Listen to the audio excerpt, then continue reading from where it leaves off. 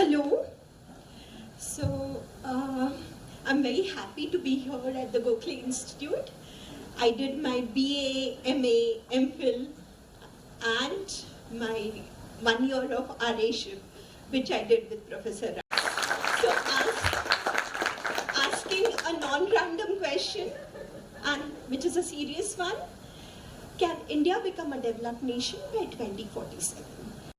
Now, India's growth achievement has been phenomenal, to say the least. And the Indian population aspires for more. We do want to become a developed nation by 2047. It's certainly an aspiration of everyone. It's got nothing to do with any political party. Even if it's somebody's agenda, I'm not into that. So what is it that a developed country really is?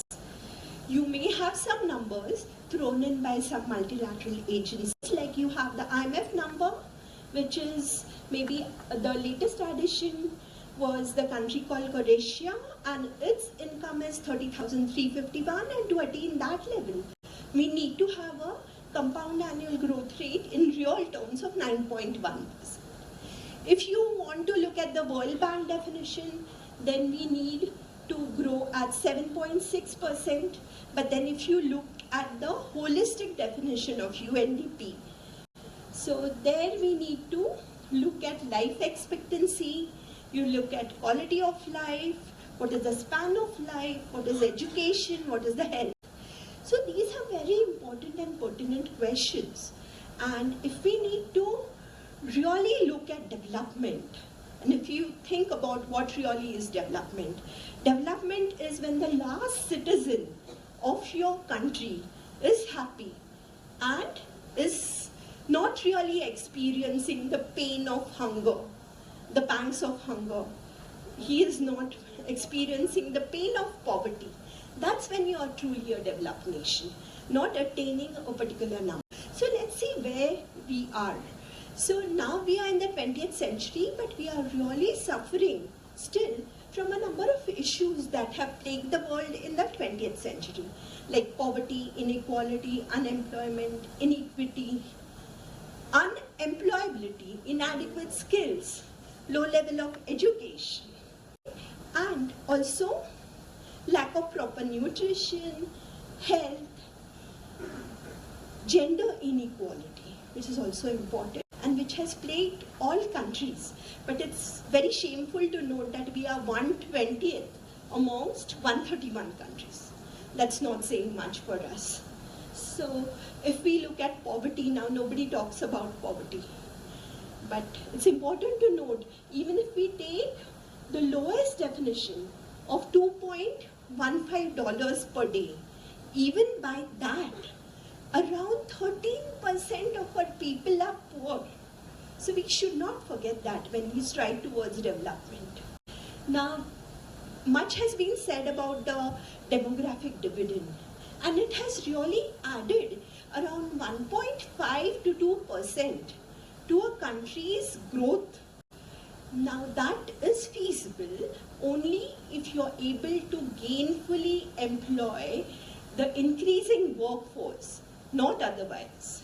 So are we going to be able to gainfully employ them in very productive occupations? Let's see what has happened already. Now, although we have moved away from being that agrarian economy, our employment structure is predominantly agricultural. Around 46% of persons are dependent on agriculture for employment. Either they are gainfully employed or they really are disguised unemployed or underemployed. But they depend on livelihood too for agriculture. Others are in unorganized sector. So regular formal employment is very less. It's around 9.5%. Even in regular formal sector, there is around 5% of casual employment. So you have the whole structure where you find that the employment is not giving them jobs of good quality. So researchers have defined job creation targets in various ways. But the problem, however, lies that you have to attain this target. So it's not what the target is. Like the previous year's economic survey says, 78.5 lakh new jobs have to be created each year, so as to really employ all the increasing workforce. Then the IMF research paper says something else. Can you really employ these people and as fast as they come into the workforce? Let's have a quick look at their education. If you look at the education of the masses, you find here that around 41% of the young individuals had hardly completed any education. They had completed elementary education or had not gone to school at all. So if that is the level of education, then we need to do some work. Now look at what happens to the educated people. If you look at children who are still in school, age 14 to 18, around 42% of these children are not able to read simple English sentences. Okay, forget English. Look at whether they are able to read a second standard textbook. Aged 14 to 18, mind you, they're not able to read a second standard level textbook even in their respective languages. So this definitely requires some work at our end. So the India Skill Report estimated around 46% people are unemployable. And those who are employed are also stuck in low-level skill jobs. So this is from the India Employment Report. It shows that even if we are talking about services, this sector also has large number of low-skill employees. So we should not be very happy and complacent about 60% employment in services. No, it doesn't mean anything. Just look at this chart. However, to create new employments, it is very vital that we have good amount of investment. Otherwise, what happens is you do not have productive labor force. It does not add much value. And if you move towards the capital intensive part of the production function, then what happens? You have low employment elasticities. So currently the employment elasticity in services is very low. Look at the last column, 0.3, 0.5. So to be able to create additional employment of 1.5 to 2% each year to employ the rising workforce is going to be increasingly difficult. Now look at the low value added per employee. These are our peers and India is somewhere in the middle. Below us are mainly our neighbors. So we need not be happy about that. We are doing pretty badly. For example, increase in total factor productivity has been the main thrust of all nations that have developed. So if you look at the experience of the European countries, their total factor productivity increase was somewhere between 2.7 to 3.5%. However, you find India's total factor productivity, even in the high phase of growth, was only 1.7. And if you take specifically the labor productivity, India's PPP adjusted labor productivity is only 12.2% of the advanced economies, and even for the emerging market group, we are only around 42% of the average productivity. Now what happens? Will we really reach our goal? Yes, perhaps, if we do everything that is prescribed by everybody whom I could read, focus on health, nutrition, education, create no more non-farm jobs, invest in children, catch them young, send them to those tinkering labs, teach them AI.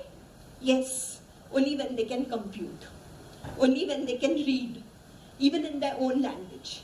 Luckily for them, Madras IIT has come out with a new software called Bhashni, which really helps the children to code in their own language. So Bhashni is a software which can presently do only texting and other things, but in 22 languages. Now this is a big plus. So we have to skill, upskill, reskill, and do that continuously. A recent report by Deloitte says reskilling can be up to 57% of labor needs to be continuously reskilled if we really have to make it to be a developed nation. Now, are we going to have the resources? Probably no. So what do? So we have to garner all possible support from people, private sector, multilateral agencies, other non-aligned nations, so that we don't get into any particular group. So what should be our agenda? We should focus on high growth sectors, become a larger part of the global value chain. You should actually stress on things we are good at, like maybe digital automation. We should consolidate our gains, say wherever we've done better, we can do even better, say digital revolution. So India has been at the top of the digital revolution. Fintechs are attracting large amount of funds. So India is also said to have the highest AI skill penetration. In a recent study by Stanford, the score is 2.8 for India, which is much higher than advanced economies. Now, India also scores a fairly above average score of 0.49 in IMF's AI preparedness index. So there was this digital revolution, the Jandan Aadhaar and mobile. This trinity has really helped us. Then we already have the digital public infrastructure, which is going to be a great potential for growth. Also, we have the largest pool of STEM graduates, that is science, technology, engineering and mathematics graduates. And we have this whole success of UPI, which can really help us when we go in for large-scale models of AI.